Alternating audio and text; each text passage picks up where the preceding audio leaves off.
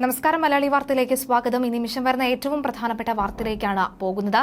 വയനാട് ദുരന്തവുമായി ബന്ധപ്പെട്ട് നമ്മൾ എല്ലാവരും തന്നെ ഇപ്പോൾ ഏറ്റവും കൂടുതൽ ചർച്ച ചെയ്യുന്ന വിഷയമാണ് മുല്ലപ്പെരിയാർ ഡാമുമായി ബന്ധപ്പെട്ട മുല്ലപ്പെരിയാർ ഡാമിന്റെ സുരക്ഷ. ഇപ്പോഴിതാ ആ സുരക്ഷയെല്ലാം ഭയപ്പെടുത്തിക്കൊണ്ട് കർണാടകയിൽ നിന്നും ഒരു വാർത്ത വരികയാണ്. കർണാടക കൊപ്പൽ ജില്ലയിലെ തുംഗഭദ്ര അണക്കെട്ടിന്റെ ഒരു ഷട്ടർ പൂർണ്ണമായും തകർന്നിരിക്കുന്നു എന്ന വാർത്ത പുറത്തു വരികയാണ്.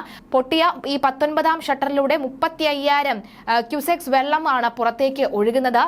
അതായത് 35,000 ഘനയടിയോളം വെള്ളം പുറത്തേക്ക് വരുന്നു.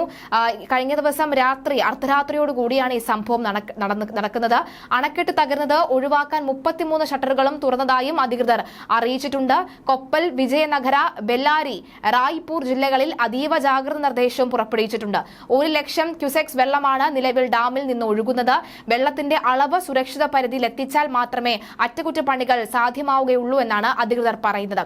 മുല്ലപ്പെരിയാർ കഴിഞ്ഞാൽ രണ്ടാമത്തെ വലിയ സുർക്കി അണക്കെട്ട് കൂടിയാണ് ഈ അണക്കെട്ട്. കർണാടക, ആന്ധ്ര, തെലങ്കാന എന്നിവിടങ്ങളിൽ നിന്നുള്ള കർഷകർ ആശ്രയിക്കുന്ന ഡാം നിർമ്മിച്ചത് 1949-ലാണ്. 70 വർഷത്തിനിടയിൽ ഇതാദ്യമായാണ് ഇത്തരമൊരു സംഭവം ഉണ്ടാകുന്നത്. സുർക്കി അണക്കെട്ടുമായി ബന്ധപ്പെട്ട് നിരവധി ചർച്ചകൾ സജീവമായിരുന്നു. മുല്ലപ്പെരിയാർ വിഷയവുമായി ബന്ധപ്പെട്ട് തന്നെ ഈ സുർക്കി അണക്കെട്ട് ആണ് ഈ അണക്കെട്ട് എന്നത് വലിയ രീതിയിലുള്ള വാർത്തകൾ ഇടം പിടിച്ചിരുന്നു. അതേ അണക്കെട്ടിന്റെ ഒരു ഷട്ടറാണ് തകർന്നിരിക്കുന്നത്. 19ാം ഷട്ടറാണ് തകർന്നത്. അതിൽ ബാക്കിയുള്ള 33 ഷട്ടറുകളും പൂർണ്ണമായും തുറന്നിരിക്കുന്നു എന്നാണ് പറയുന്നത്. 1,00,000-ൽ പരം ഘനയടി വെള്ളമാണ് ഒഴുകിയെത്തുന്നത്. 3 ജില്ലകളിൽ ജാഗ്രത നിർദ്ദേശം നൽകിയിട്ടുണ്ട്. 3 ജില്ലകളിൽ പൂർണ്ണമായും വെള്ളക്കെട്ട് സംഭവിക്കാനുള്ള സാധ്യതയുണ്ട്. 70 വർഷത്തിന് ശേഷം ഇതാദ്യമായാണ് ഇത്തരമൊരു സംഭവം ഉണ്ടാകുന്നത്. ഞെട്ടലോടുകൂടി അല്ലാതെ നമുക്ക് ഈ വാർത്ത കേൾക്കാനും സാധിക്കുകയില്ല. മുല്ലപ്പെരിയാർ കഴിഞ്ഞാൽ ഏറ്റവും വലിയ രണ്ടാമത്തെ സുർക്കി അണക്കെട്ട് കൂടിയാണ് ഇത്.